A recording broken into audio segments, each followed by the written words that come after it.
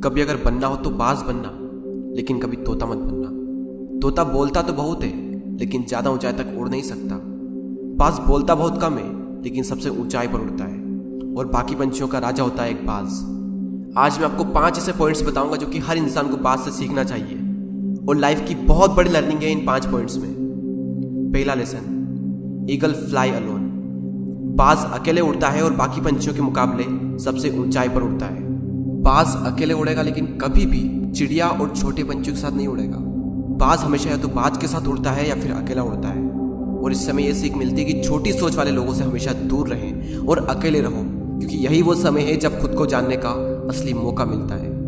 दूसरा लेसन, बाज का विजन बहुत ज्यादा क्लियर होता है और बहुत ज्यादा स्ट्रांग होता है। बाज अपने शिकार को 5 किलोमीटर दूर से ही देख लेता है, और जब एक बार उसे अपना लक्ष्य दिख जाता है तो उसके बाद चाहे रास्ते में कितनी भी मुश्किलें क्यों ना आए, वो अपने लक्ष्य को हासिल करके ही दम लेता है। इससे भी एक बहुत बड़ी सीख मिलती है कि अपना विजन क्लियर रखो और उसे हासिल करने में फिर चाहे कितनी भी मुश्किलें क्यों ना आए, पीछे मत हटो उस बाज की तरह। तीसरा लेसन, बाज कभी भी मरे हुए जानवरों को नहीं खाता, वो हमेशा जिंदा शिकार करता है। और इससे हमें यह सीख मिलती है कि जो हमारा पास्ट है वो मर चुका है, तो अपने उन मरे हुए सड़े हुए थॉट्स पर ध्यान मत दो और अपनी आने वाली ताजी फ्रेश जिंदगी पर ध्यान लगाओ।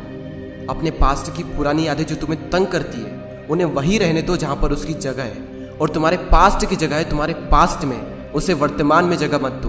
क्योंकि एक बार अगर तुम्हारा पास्ट तुम्हारे प्रेजेंट में आ गया तो तुम्हारा पास्ट तुम्हें कभी प्रेजेंट में नहीं रहने देगा। पास्ट में तुम्हारे साथ कितना भी बुरा क्यों ना हुआ हो, वो सब यादें, वो सब थॉट्स मर चुके हैं, और उस बाज की तरह बनो जो कभी भी मरी हुई चीजों को नहीं खाता।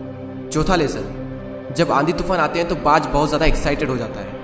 जब बारिश होती है तो सारे पंछी छिपकर बैठ जाते हैं, लेकिन बाज को बड़ा मजा आता है। जब तेज हवाएं चलती है तो बाज उन हवाओं के सहारे और तेजी से ऊपर की ओर उठता है, और ऊपर उड़ते उड़ते इतना ऊपर उड़ जाता है कि बादलों से भी ऊपर पहुंच जाता है। और इससे भी एक बहुत बड़ी सीख मिलती है कि मुसीबत में मजा ढूंढो।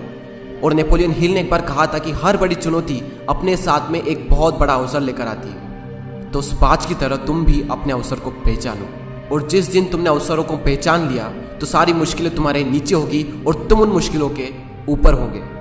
फिफ्थ लेसन, बाज अपने घोंसलों में से सॉफ्ट घास को हमेशा निकाल देता है, ताकि बाज का जो बच्चा होता है वो उसमें कंफर्टेबल ना हो सके।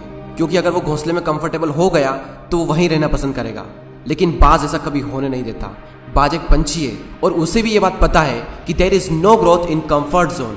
लेकिन हम तो इंसान है ना, और इंसान होने के बावजूद भी कई सारे लोग इस बात को समझते ही नहीं।